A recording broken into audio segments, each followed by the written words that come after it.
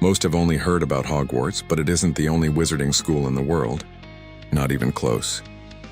Scattered across nearly every continent are other magical institutions just as old, just as powerful, and almost never talked about. Today we're doing a real-world tour. 6 wizarding schools you've probably never heard the full story on. First stop, France. Beauxbatons Academy of Magic sits in a palace built from pale blue-tinted stone somewhere in the Pyrenees Mountains. And despite what the films might have implied, it has never actually been an all-female school. Students of every gender have always attended. So why does that misconception still stick around? Almost entirely because of how the school was portrayed on screen, where only its female students were ever shown in detail, letting a visual choice quietly rewrite what a lot of fans assumed was fact. Our second stop, and a considerably darker one. Durmstrang Institute has the worst reputation of any major wizarding school, largely because it has historically been willing to teach the dark arts openly, and because it doesn't admit Muggle-born students at all. Its most notorious alumnus, Gellert Grindelwald, went on to start an entire wizarding war. So why would a school produce someone like that? Because an institution that treats dark magic as something to study, rather than strictly forbid, combined with an exclusionary admissions policy, creates exactly the kind of environment where dangerous ideas about blood status and power can take root and go unchallenged. On to the third stop, Japan. Mahoutokoro is the smallest of the major wizarding schools by student population, and its uniform does something no other schools does. It's an enchanted robe that changes color as a student progresses, eventually turning gold if they achieve true mastery. Or unsettlingly, changing if a student turns toward the dark arts instead. Why build a uniform like that?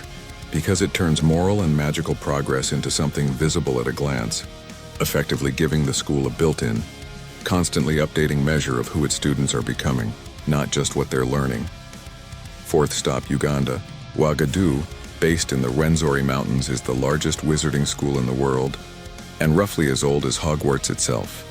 But its students don't use wands at all. Magic is cast entirely through specific hand gestures, and the school is internationally renowned for astronomy, alchemy, and transfiguration, with a striking number of its students becoming animagi before they even graduate. Why no wands? Because wand use is really a specifically European magical tradition, not a universal rule of magic itself. Uagadou represents an entirely separate, equally legitimate approach to spellcasting that simply never relied on one. Here is a little interesting fact on Uagadou's admission process. Here's something that makes Hogwarts' owl-delivered letters look almost mundane. Uagadou doesn't send letters at all. According to the lore, students are formally admitted through dream messages, meaning the school's magic reaches out to a future student while they sleep, rather than through any physical letter or messenger. So why such a different admission method?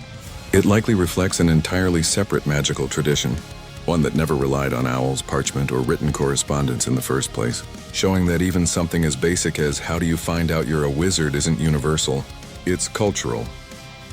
Fifth stop, Russia, and the strangest entry on this list, not because of what we know, but because of how little we do.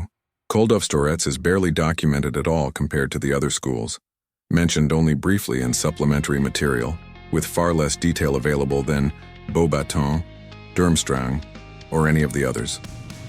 Given its likely proximity to Durmstrang, and that Durmstrang refuses Muggle-born students, it's been suggested that Koldovstoretz may be where many Russian Muggle-born witches and wizards actually end up.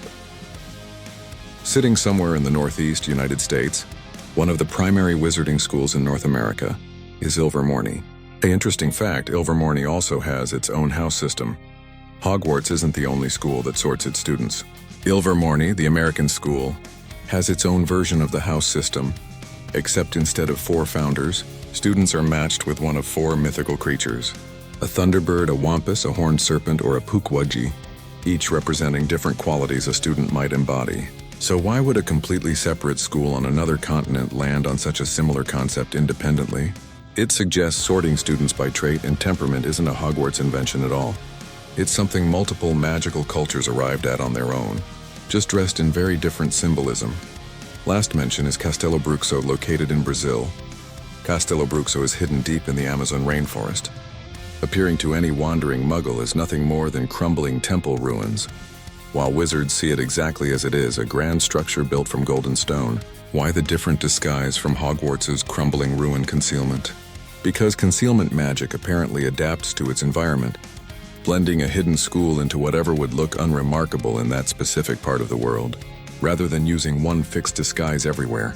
So Hogwarts was never alone. It's just one entry in a much larger, largely unexplored map of magical education around the world. Which of these schools would you actually want to attend? Let me know below. If you're new here, welcome to the Hogwarts Files. We open a new magical file every week. Hit subscribe so you don't miss the next one. And if you want to say in what we cover next, join our interactive channel on WhatsApp. See you in the next file.